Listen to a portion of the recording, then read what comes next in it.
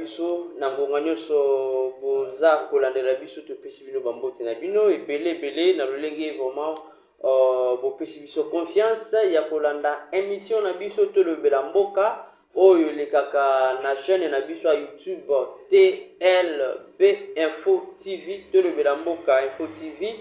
Merci bongo na espace appel Fundu Masamuna au ba offrir biso espace pour toute cette émission oyo kitoko. Là je salue la boss, hein? Elle c'est Berline Fundu oyo asimbi vraiment flambeau ya belle Fundu Masamuna depuis la ville portuaire P historique de Boma. Merci également à Montréal, lui c'est Justin Dungi derrière les caméras et les grands monteurs. Il y a émission Nabiso TLB TV Info. Alors merci émission Nabiso. Toyambin Deko Nabiso Moko, te redécouvrir, c'est mon ami, mon frère, lui c'est Jacob Tchala, à qui je dis bonjour. Bonjour, cher frère. Voilà. Comment sentez-vous? Sentez-vous bien, Nangola Nzambe. Tout le monde est sous mon coup. Tout le monde est sous mon coup. Peut-être que le bin de Jacob Tchala, et c'est le signe na Boussani. Yo moko mila qui s'appelait peut-être aux a casquette mususu, peut-être aux a politicien, peut-être aux a fédéral, peut-être. Non, naza politicien, je suis apolitique, mais je suis toujours là pour l'éveil de la conscience de la jeunesse. Naza jeune leader, surtout pour la jeunesse, je suis prêt à tout. Donc ouais, pour la jeunesse, je suis prêt à tout. Merci beaucoup. Sujet Nabiso, Ezali, jeunesse, l'avenir de demain. C'est bon? C'est bon. Alors, dans un premier temps, tu as mis la liboso 4 émissions Nabiso, tu le belamboka. Et c'est mon Ezali Boni. Bon, et c'est mon ami Ezali, na yebi que na koloba, pe ekotambola mokili mobimba. Ou na oloba awa, na yebi que ekota tina ba biro ba mikonzi. Ti ba koyoka. Peut-être na souka bakoki ko tirer les sons pour tout changer. Merci beaucoup. Alors le lengue sujet Zali jeunesse avenir ya lobby ndeko Jacob Tchala.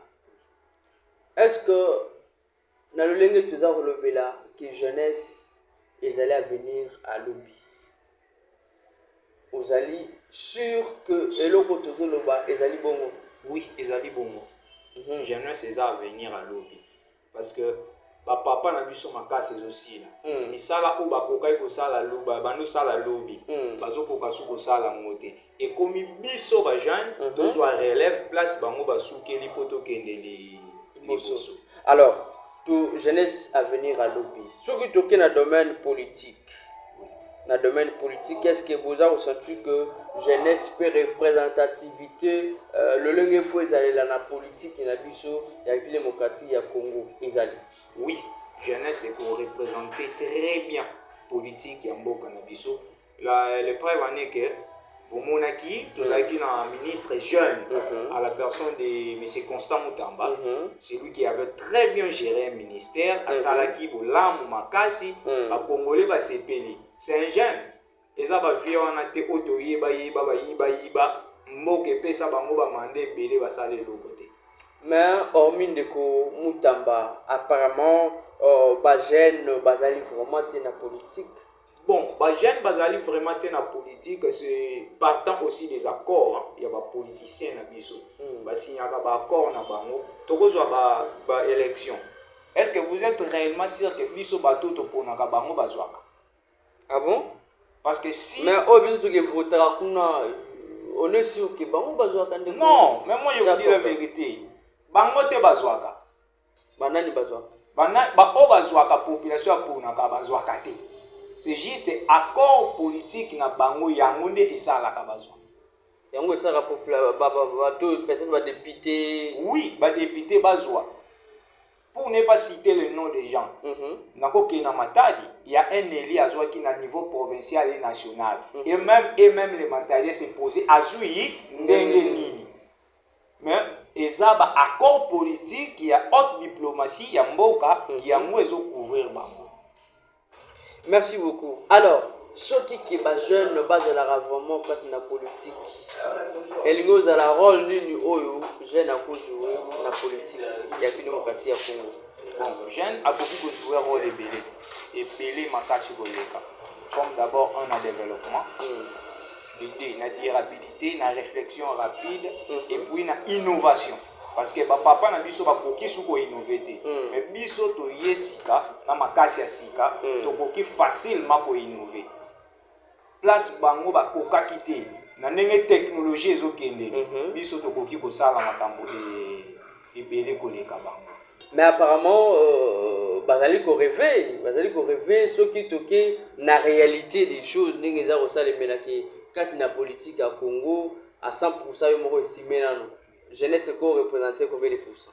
Na kati ya politique na RDC momentanément na ba institution na gouvernement nyonso politiquement parlant la jeunesse n'occupe même pas 10%. Même pas 10%. Parce que la jeunesse est en train de rêver. Ce n'est pas la jeunesse qui rêve. Photo longola kabiloko wana mukia. Photo longola ngo. Il faut dire que ce n'est pas la jeunesse qui rêve, mais c'est le gouvernement qui est en train de rêver. Par rapport à quoi? C'est d'abord le gouvernement qui est inconscient. De deux, c'est le gouvernement qui est, comment pourrais-je dire, irresponsable. Oui, c'est le gouvernement qui est responsable. Parce que les jeunes, les autres, comme ils ont député pour appeler ça 2000 francs, 1000 francs, et tu risques ta vie. C'est juste parce qu'on n'a pas des emplois. Nous avons un manque, il y a la créativité. Mais ça les a été. Ceux qui pour vous avez toujours qu'un gouvernement peut s'abîmer musala ou vous-même aussi biso mo bajete vous avez na monopole ya ko créer misala na biso moko pour que to éviter ko gelanda ka ba vie le lengo zali ko lobela. Bon, tangela na banque de crédit moko o ezana mboka na biso o ekoki ko pesa jeune fisque emprunt ya $100 pour akoka ko entreprendre. Wana bandeko ba on a biso ba mo ba juger. Oui, parce que tout le monde a un poto. Quand quelqu'un a des projets, il n'a pas l'argent. Parce que c'est le problème, toi, on a Congo, toi, on a Mbongo. Mbongo est athée. Mais ceux qui t'ont dit que la banque est déficit. Tu as 4, on fait notre projet, et puis tu as ça malembe. Aujourd'hui, les banques en RDC, ils ont imposé ça crédit à 30%. Dites-moi la vérité, Moutounini Oya Koki ko développer na crédit et na pourcentage à crédit à 30%. A Koki ko développer. Parce que le pourcentage est trop. Et l'État est l'amour. Il ne fait rien. Il ne fait rien. Alors, tous ces problèmes dépendent de l'actuel gouvernement ou sinon la jeunesse congolaise a toujours été de cette façon. Bon, ça dépend des gouvernements congolais. Parce que ceux qui n'ont pas eu na zone na territoire d'origine, le territoire de Lukula. Na territoire de Lukula, le gouvernement précédent, où il y a un prédécesseur à M. Félix Tshisekedi, Joseph Kabila, Batomaka plateforme agro-industrie pour la transformation des biens agricoles. Na ba machine nion ceci là. Balinga qui va lancer en haut, mais l'élection est président Joseph Kabila Longwaki, papa Félix Tshisekedi aïe. Aïe. Mais Nakacho Malobate, Namonaki, na époque toujours, Yamona Mboka Félix Tshisekedi, le premier ministre de l'époque Samadou Konde, Akitagi Kuna na Lukula. Ok, Kassitika Nasi, ça peut comprendre inconscience et irresponsabilité place ça. Bango baye balongoli ministère plateforme na ministère agriculture batie yango na ministère ya portefeuille batie na portefeuille tozeli balancer à notre plus grande surprise batu babengi ngai l'état lobi aza incompétent akokoka ko lancer activité wana te alouesa ngo pa individu aujourd'hui la plateforme balouesa ka ngo pa individu. L'État Kogigo Salati. Mais quand déjà, on a un monopole pour lancer l'entreprise, je ne lance pas, ça veut dire quoi? Moi, je n'ai pas de moyens. Je suis incapable de lancer un mot, et en plus, ce qui est vraiment plus difficile pour comprendre que l'irresponsabilité et l'inconscience, c'est Moutou Bino Bolouese, Mbongo Bino Batoliki. Parce que normalement dans un pays mutualé qui pays na mbongo azate. Mais bien beaucoup ko louer ça mon moto. Plus pire bazo sala transformation nyonso zo sala mapuna eza pona bana mboka te ekenda côté kama wapi na Italie. Donc tu l'autre le bac usine ngo esalaka. Oui, usine esalaka ba louer ça mo pas mutu. Alors surtout que na sous forme main d'œuvre locale banani baza kuna bazali ko travail. Est-ce que baza bana mboka to ba mususu ba wuti baza bana mboka mais avec des conditions difficiles. Avec des conditions difficiles, baza ba engagé te, bazo travailler, ils sont payés à moindre coût. Même pas côté ça se migue. Même pas, même pas. Il y aura sûr que d'abord le messieurs azamuntu, il n'arrive pas à engager les fils que c'est 50 personnes. Il n'arrive pas à prendre en charge 50 personnes.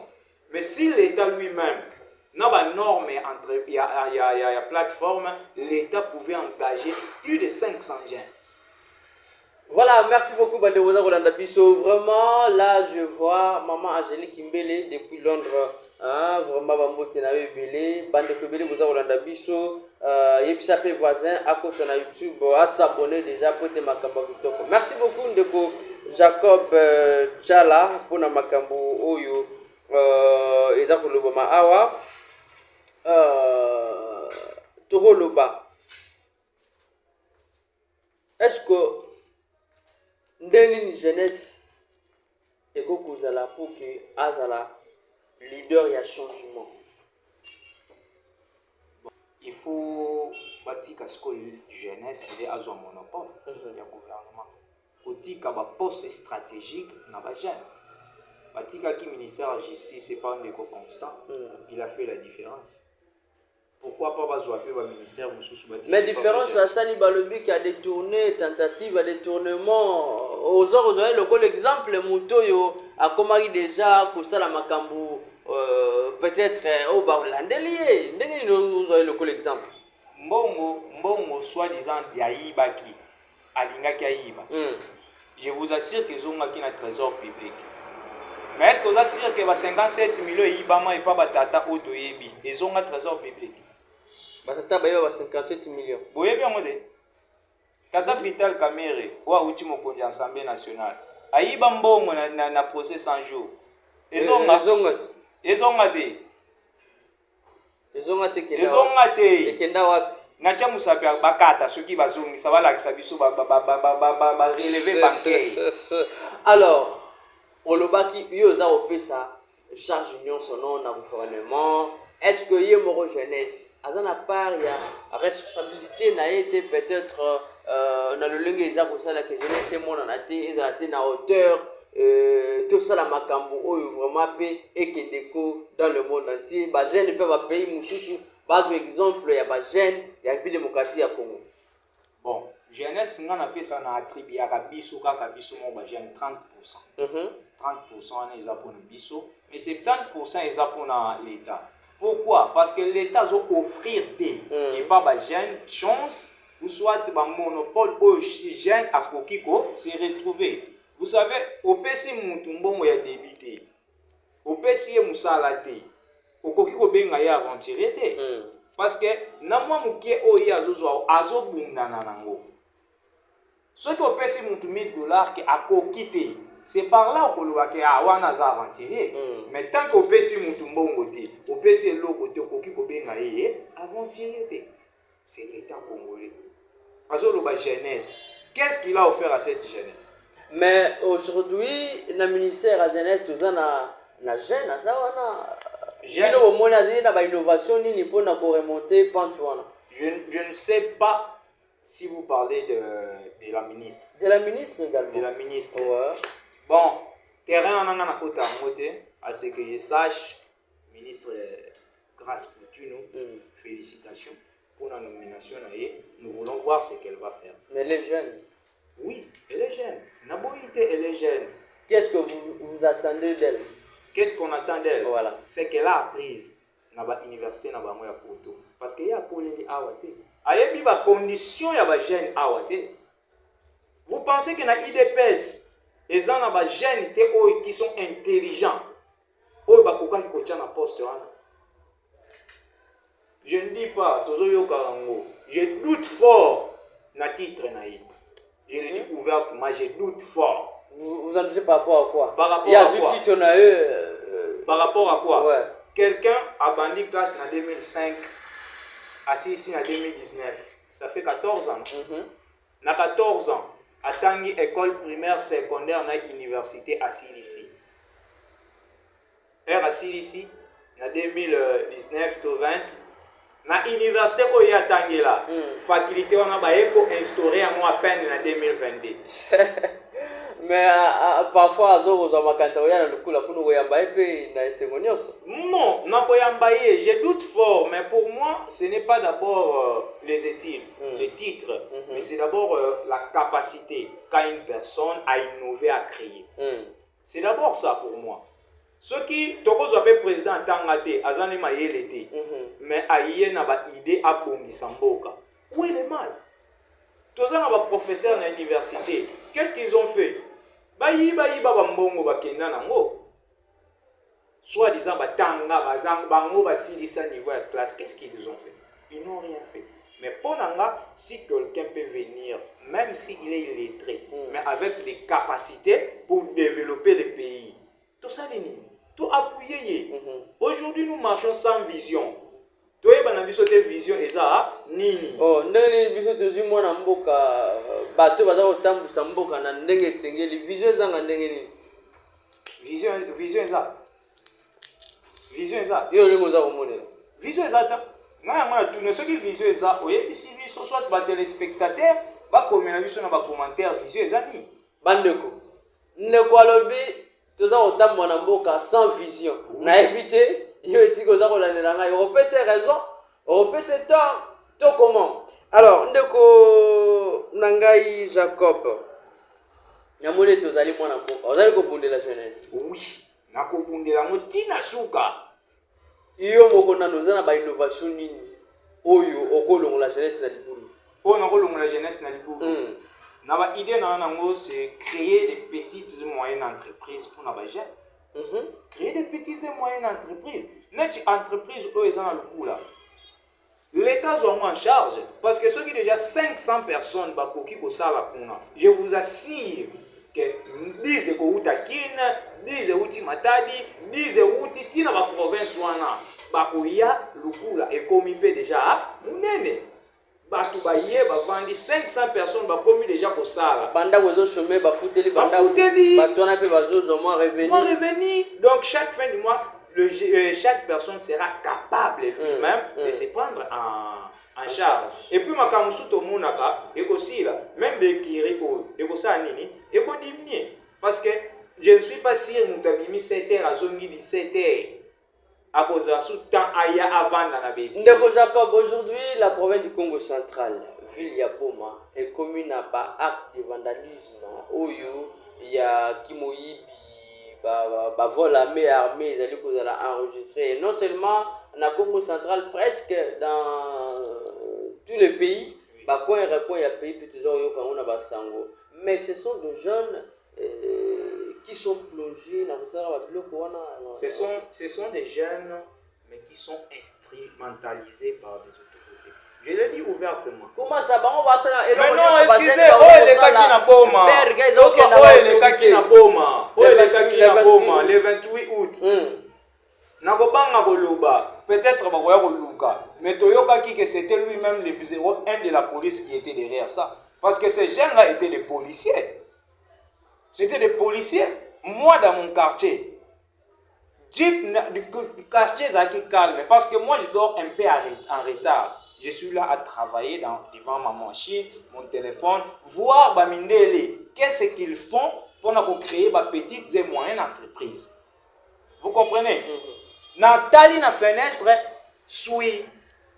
Après, c'était une heure, Jeep à la police est mati. Jeep est mati. Après 30 minutes, kozonga na bango bazozonga directement na yoki kuna milelo ibandi. Ça veut dire quoi? Avant bango ba ya su ezalaki mais erka ba yeba ke makambu et tika di kosalema. Ces jeunes là n'ont pas de travail.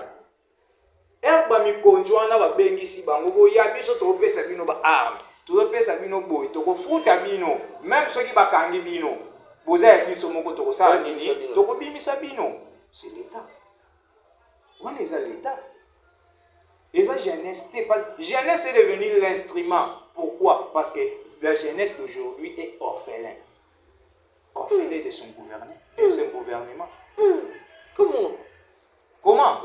Moi n'étique à Zakana mais bazana papa bazana maman bazana papa lelo awa na boma boyambi premier ministre auti koleka wa ozali d'accord tende ko Jacob omoni je vous ai déjà dit au départ, je ne suis pas politicien.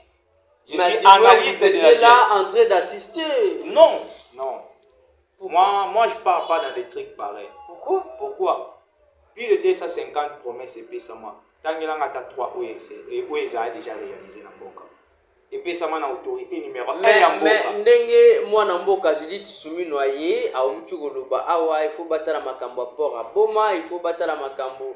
Il y a Stade du Sokol, il faut battre la makambo. Il y a route Bralman, il faut relancer sous Misala na Triomphe. Je sais bien que ce union va mettre en pratique. Pas jeune, pas aujourd'hui Misala belé et tout il y a chômage. Oui, mais bon, Raoul, il va moi un pasteur que je suis sur Facebook.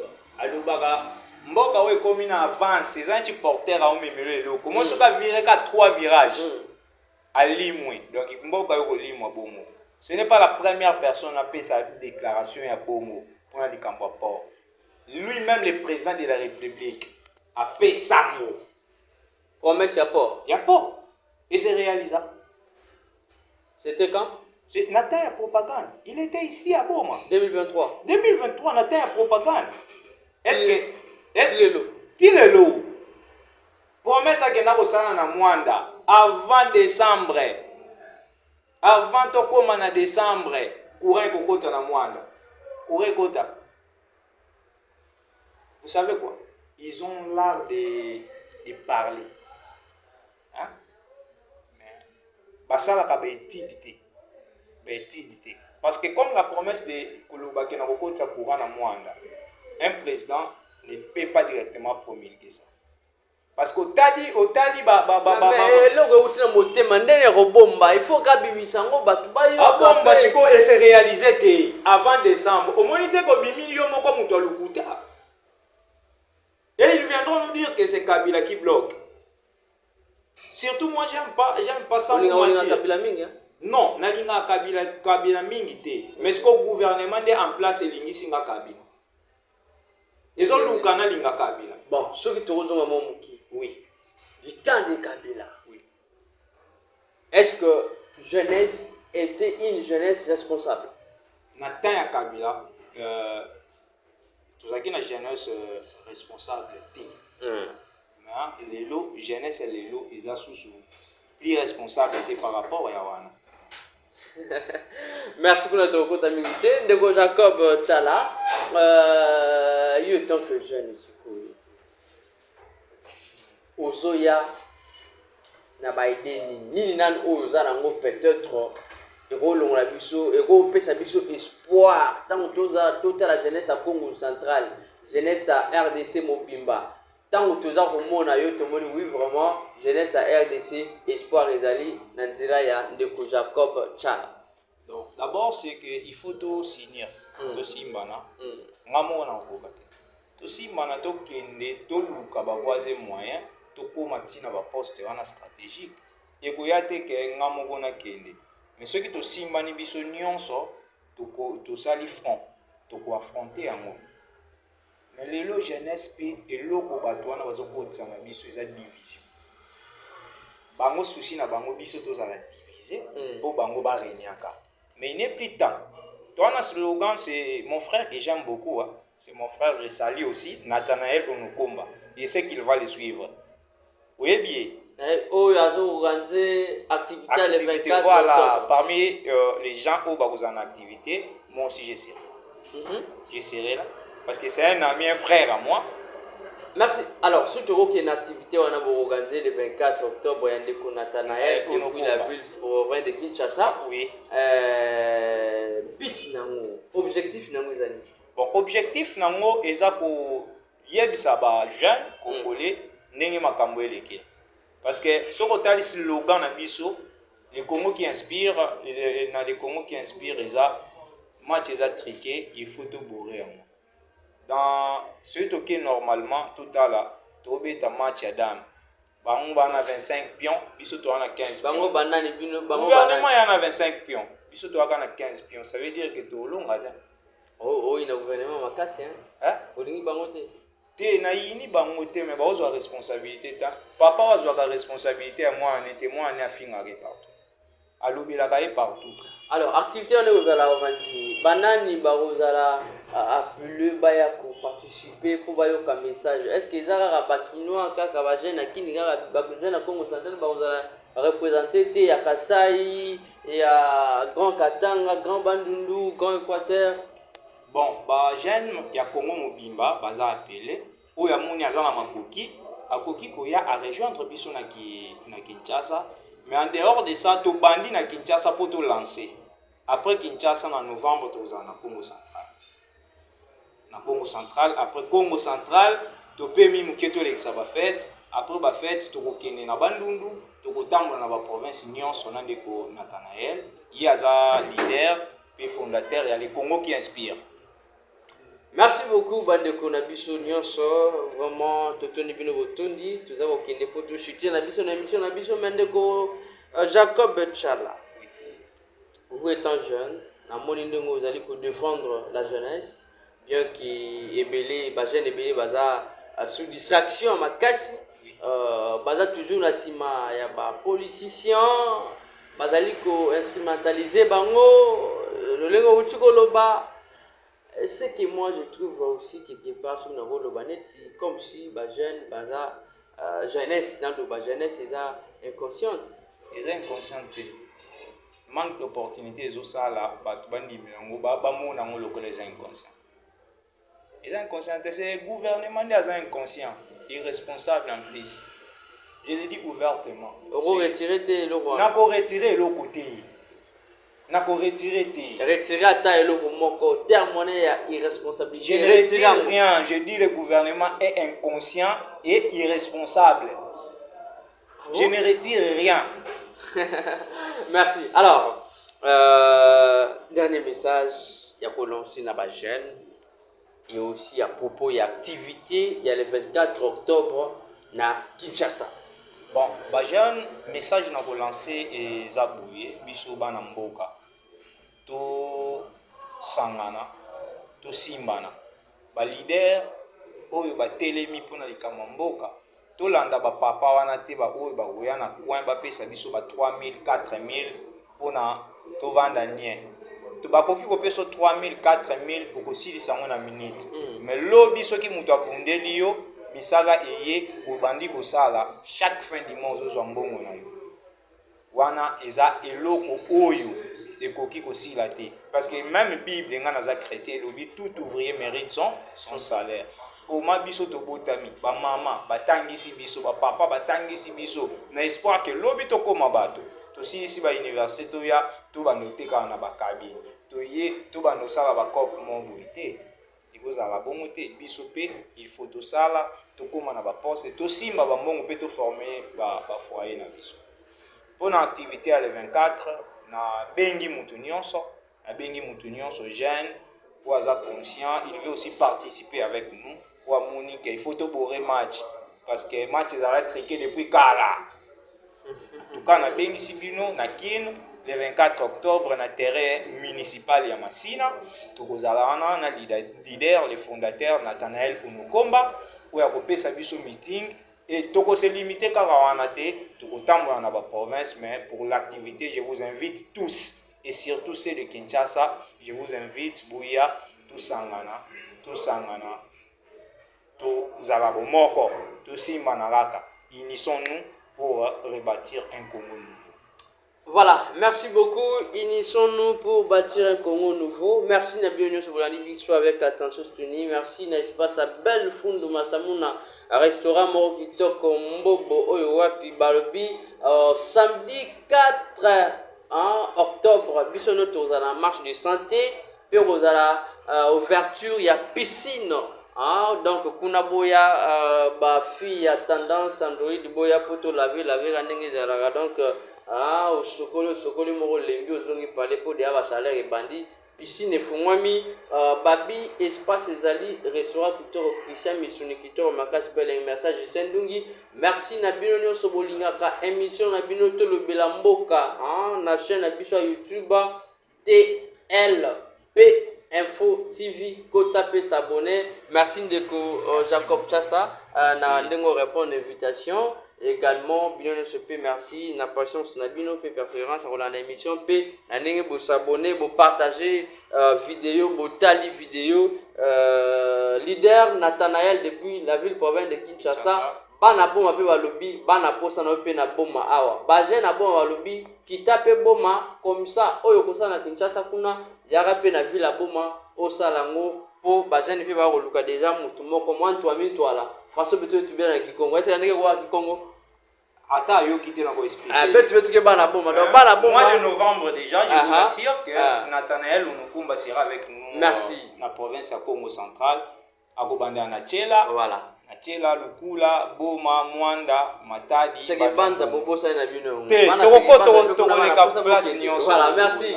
Alors prenez bien soin de vous d'ici là portez-vous bien. On se retrouve très prochainement. Au revoir.